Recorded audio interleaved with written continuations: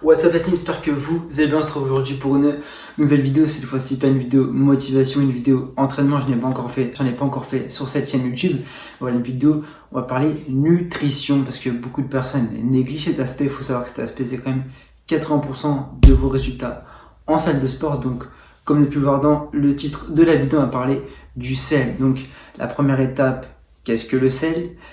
Deuxième étape, les bienfaits du sel. Troisième étape, les effets néfastes du sel. Quatrième étape, la consommation du sel, parce qu'il faut savoir qu'il y a une quantité, il ne faut pas être en sous-régime au niveau du sel, non plus en sur-régime au niveau du sel, et voir ce que ça peut apporter également dans vos séances d'entraînement. Donc voilà, en 4 ou 5 points la team. Donc il faut savoir déjà l'appellation du sel, donc le sel communément appelé également le chlore de sodium. Il faut savoir que voilà, le sel ou chlore de sodium, vous l'appelez comme vous voulez, contient dans un gramme donc 600 mg de chlore et 400 mg de sodium. Pour vous, ça n'a pas d'importance, mais on va y venir dans cette vidéo pourquoi ça a également son importance. Il faut savoir que le sel, ça a vraiment son importance au niveau de l'équilibre alimentaire. Comme je vous ai dit, il y a énormément de bienfaits concernant le sel. Voilà pourquoi beaucoup de sportifs l'utilisent. Voilà, l'appellation du sel, qu'est-ce que le sel? Il faut savoir qu'il y a quand même deux types de sel. Il y a le sel naturel et le sel industriel. Comme dans tout, les produits industriels, il faut tout simplement les éviter. Donc le sel industriel, il faut l'éviter. Quand j'appelle du sel naturel, tout simplement du sel naturel, vous en avez dans les conserves. Dans les conserves, même si il y a beaucoup de conservateurs, le sel, voilà, c'est important. Après, il faut savoir qu'en France, à peu près les hommes consomment plus de 6 grammes de sel, tout comme les femmes. Donc voilà. Après, il y a beaucoup d'idées reçues sur le sel, c'est mauvais pour la santé, mais il n'y a pas que ça. Voilà, le sel, ça a beaucoup d'apports et beaucoup de bénéfices sur le corps humain. Voilà. Donc, je vais commencer tout simplement par les effets positifs du sel sur le corps humain. Donc on a tout simplement augmentation de votre congestion. Donc quand je parle de congestion, tout simplement c'est une chaîne de fitness, donc congestion par rapport à vos séances de sport. C'est pour ça que généralement les sportifs de haut niveau, quand ils font des compétitions, ils ne coupent pas le sel. Il y en a beaucoup qui pensent que quand ils sont en décharge, ils vont couper tout simplement le sel, mais il ne faut surtout pas couper le sel parce que voilà, ça amène vraiment une bonne congestion, un beau volume. Donc voilà, surtout ne pas couper le sel. Après, je vais vous parler en sel naturel. Le sel qu'on peut trouver dans la mer, mais pas que. Voilà, le sel naturel, il est beaucoup utilisé dans les salons d'esthétique. Pourquoi? Simplement qu'il sert de gommage au niveau du visage, mais également au niveau du corps, ça relaxe vraiment. Et même au niveau de la peau, ça adoucit la peau.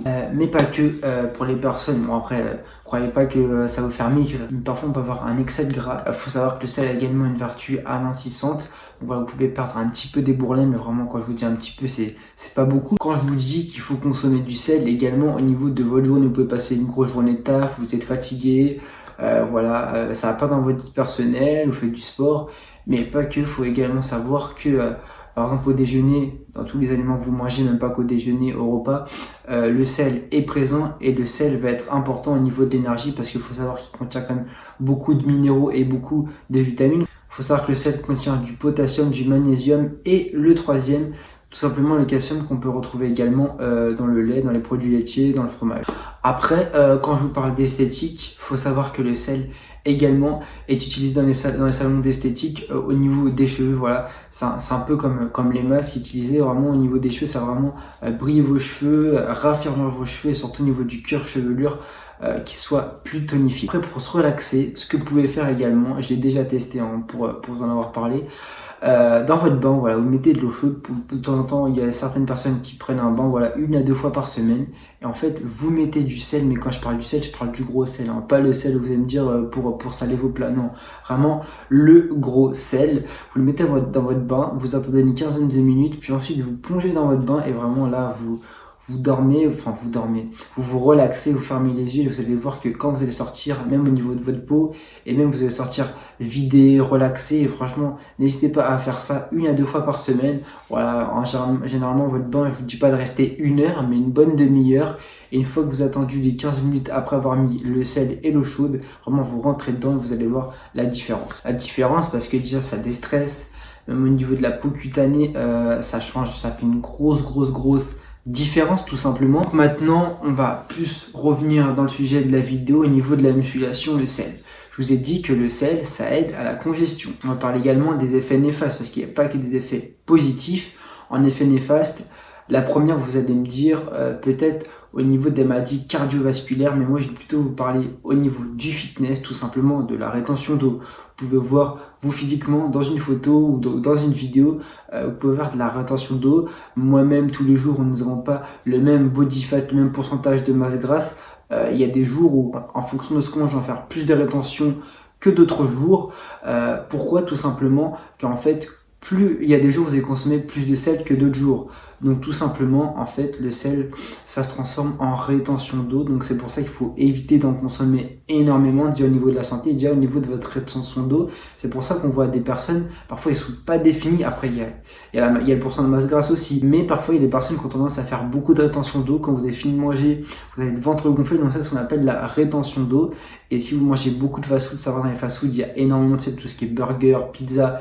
Il y a beaucoup de sel. C'est pour ça que je vous dis de limiter les fast-food à une fois par semaine, chose que je fais moi. Mais je sais que ça peut être pas facile pour tout le monde. Les personnes qui ont tendance à beaucoup manger, à manger un peu à gauche, à droite, et vraiment essayer de vous limiter à un fast-food par semaine. Il faut savoir que le sel se trouve également dans l'eau. Je ne sais pas si vous êtes au courant. C'est pour ça qu'on vous dit de boire beaucoup, vous hydrater, parce que ça, c'est tout simplement du sel naturel. Comme je vous ai dit, le sel naturel, il faut éviter, mais le sel naturel, vous pouvez y aller. Voilà, c'est pour ça qu'on vous dit de beaucoup boire déjà au niveau des reins, ça va drainer, ça va faire du bien. Surtout que le sel, je vous dis, est du magnésium, du potassium et du calcium qui va être important vraiment en fonctionnement et à votre énergie. J'ai un petit conseil à vous donner. Des personnes qui consomment très rarement du potassium, après vous pouvez pas trop le voir, mais je vais vous mettre un petit screen là sur MyFitnessPal. Voilà, vous mettez tous vos repas et en fait vous allez voir votre consommation de sodium. Et si vous consommez très peu de sodium et que du jour au lendemain vous décidez d'augmenter votre ressource en sodium, vous allez voir une petite différence au niveau de votre corps. Vous allez faire un peu plus de rétention d'eau. En fait, il faut que la balance se règle, mais une fois que c'est lancé, vous allez voir que votre rétention d'eau va tout simplement diminuer. Ensuite, au niveau des effets néfastes, je vous ai dit qu'il y a la rétention d'eau, il y a les maladies cardiovasculaires, il y a l'hypertension artérielle. Donc c'est pour ça que généralement faites souvent des examens, des prises de sang, des prises de tension chez votre médecin traitant. Moi-même, mes concours que j'ai passé fin décembre, j'ai fait également une prise de sang et une prise de tension chez mon médecin traitant. J'avais une tension à 12,5. Mais en ce moment, avec le stress, avec le masque, ça se peut que votre tension augmente un peu. Plus si vous avez un excès, une consommation très élevée en sel. Donc voilà, ça peut augmenter votre tension. Donc vraiment, sur le long terme, je sais qu'il y a beaucoup de personnes qui aiment bien manger salé dans leurs plats, dans les pâtes, dans le riz, dans tous leurs plats. Voilà, même ils ramènent des sauces. Dans les sauces, il y a beaucoup de sel, comme c'est un produit industriel. Faut savoir que voilà, ça va augmenter votre hypertension artérielle, ce qui peut amener vraiment à des gros problèmes de santé sur long terme. Donc je vous conseille d'éviter, surtout si vous êtes jeune. Voilà, le but de son corps, c'est vraiment de le garder sur le long terme et ne pas commencer directement à avoir des problèmes de santé. Je sais que quand on commence le sport, tout le monde n'est pas en bonne santé comme moi je le suis. Voilà, moi j'ai la chance d'être en bonne santé. Toujours fait du sport. Pour vous parler un petit peu de mon parcours, j'ai fait énormément de vélo pendant 5 ans, 6 ans. J'ai eu pas mal de médailles. J'ai également fait du basketball pendant 5-6 ans. Donc voilà, j'ai toujours eu la chance d'être en santé. Mais je sais qu'il y en a, quand ils commencent la musculation, peut-être qu'avant ils étaient mal dans leur peau. Moi-même à un moment, il y a une période comme ça aussi. Ou tout simplement vous décidez de vous mettre au sport parce que vous avez eu des problèmes de santé avant. Mais avant de faire des musculations, consultez toujours un médecin ou un coach sportif qui va vous dire si vous êtes apte et que vous n'avez pas de problème au niveau des genoux, surtout aussi tout ce qui est cardio. Donc voilà, consultez toujours un médecin avant si vous avez des problèmes cardiovasculaires, d'hypertension, avant de commencer une activité physique. Mais il faut savoir également qu'il n'y a pas que l'hypertension artérielle et les maladies cardiovasculaires, il y a également les problèmes rénaux au niveau des reins tout simplement. Pourquoi je dis ça ? Parce que faut savoir que les reins, c'est très important. Comme je dis, c'est des reins qui vont drainer au niveau de l'eau. Donc c'est pour ça que je vous conseille également de réduire votre consommation en sodium pour éviter les problèmes rénaux. Puis je sais pas si vous avez remarqué, quand vous mangez également des produits sucrés, le sucre, ça sera une prochaine vidéo. Là, on parle vraiment du sel. Mais tout le monde, même moi-même aussi, quand vous mangez sucré, un peu plus sucré que d'autres jours, de toute façon, le sucre, ça amène à tout simplement à s'hydrater. Pourquoi? Tout simplement, quand vous buvez, vous avez soif.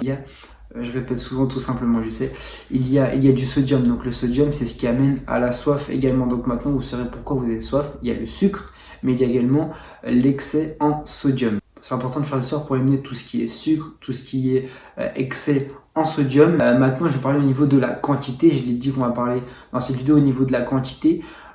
Après, ça dépend de votre activité. Si vous êtes une personne derrière un bureau, vous aurez une consommation en sel beaucoup moins élevée. Si vous êtes sportif de haut niveau, si vous faites du sport 5 fois par semaine, 3 fois par semaine, vous aurez une quantité un peu plus élevée en sodium, en sel que une personne qui est derrière son bureau. Simplement, vous allez éliminer pendant votre séance de sport. Et je vous dis que le sodium, c'est essentiel pour le fonctionnement de votre corps humain. Il y a une quantité à avoir, tout comme le sucre. Il y a une quantité à avoir. Il y en a qui disent il n'y a pas besoin de sucre dans votre corps. C'est une grosse erreur. Il y a le sucre naturel également et industriel. Donc voilà, c'est un autre sujet.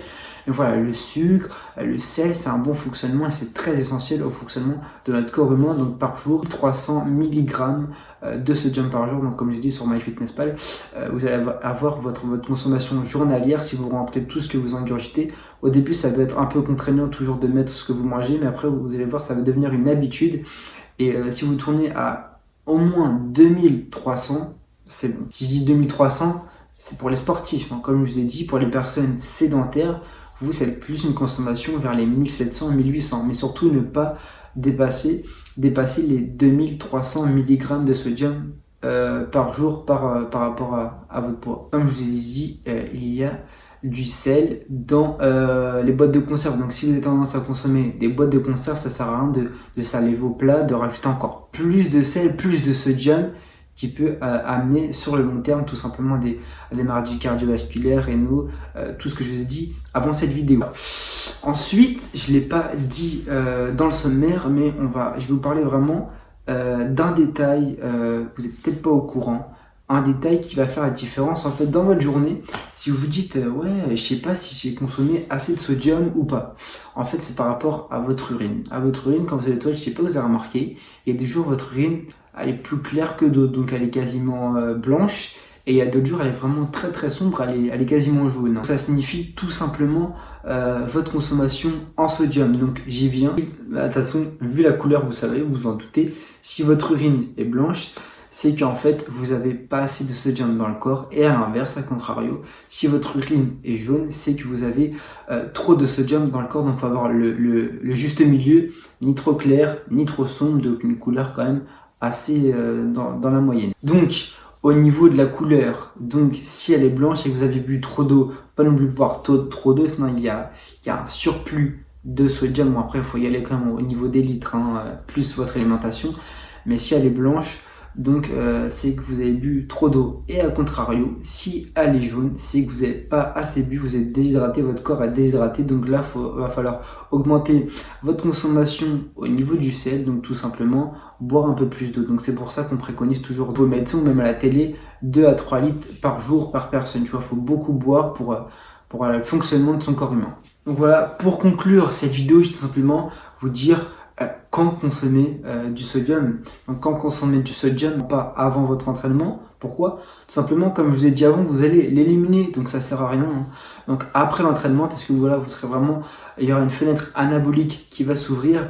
Voilà, vous aurez consommé beaucoup de calories, beaucoup d'énergie durant votre séance d'entraînement. Donc juste après, vraiment dans la demi-heure qui arrive quand vous rentrez chez vous, si vous pouvez une demi-heure maximum, grand maximum, vous prenez sur vous, d'histoire d'augmenter votre consommation en sel. Donc comme je vous ai dit, vous pouvez également en trouver dans tout ce qui est conserve, tout ce qui est chips, même si les chips, dès qu'on les soupes, dans les boissons comme je vous ai dit, pas les boissons sucrées, dans l'eau vous avez, et surtout si vous rajoutez des BCA, il y a un peu plus de sodium, comme vous rajoutez une compensation. Donc voilà, surtout une demi-heure après, consommer le sel, après vous allez voir une grosse différence. Donc en conclusion, le potassium et pas le sodium, le potassium doit être consommé pendant son entraînement, voire un petit peu avant. Le sodium doit être consommé après l'entraînement.